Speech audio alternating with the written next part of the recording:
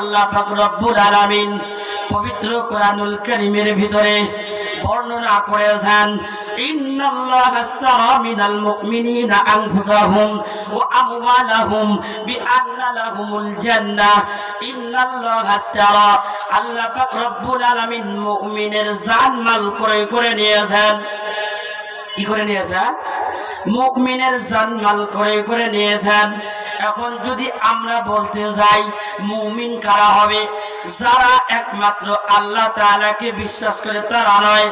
মুমিন যদি হতে চান, আমানতু বিল্লাহি ওয়া মালাইকাতিহি ওয়া কুতুবিহি ওয়া রাসূলিহি ওয়াল ইয়াউমিল আখিরি ওয়াল কদরি খাইরিহি ওয়া শাররিহি মিনাল্লাহি তাআলা ওয়াল বাসি বাদাল মাউত।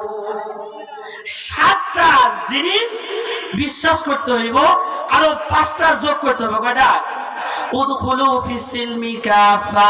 আল্লাহ পাক রব্বুল আলামিন পবিত্র কোরআনুল কারীমের ভিতরে বলেন, যদি কোনো ব্যক্তি পরিপূর্ণ মুসলমান হতে চায় তারা যেন পরিপূর্ণভাবে ইসলামে প্রবেশ করে।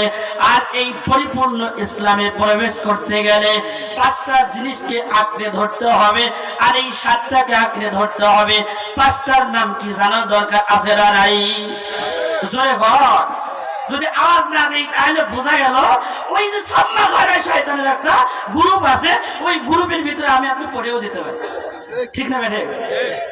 এখন কথায় আসি, উদখুলু ফিস-সিলমি কাফা, এখানে পরিপূর্ণ মুসলমানের কথা বলছে। এটা যদি করতে চান তাহলে কি করতে হইব? আপনাকে আমাকে কালিমা বলেন, আমার সাথে বলেন, কালিমা, নামাজ বলেন, বলেন, নামাজ, রোজা, হজ, যাকাত। কয়টা হলো? কালিমা, নামাজ, রোজা, হজ, যাকাত। কয়টা হলো? পাঁচটা। ওখানে আছে কয়টা? সাতটা।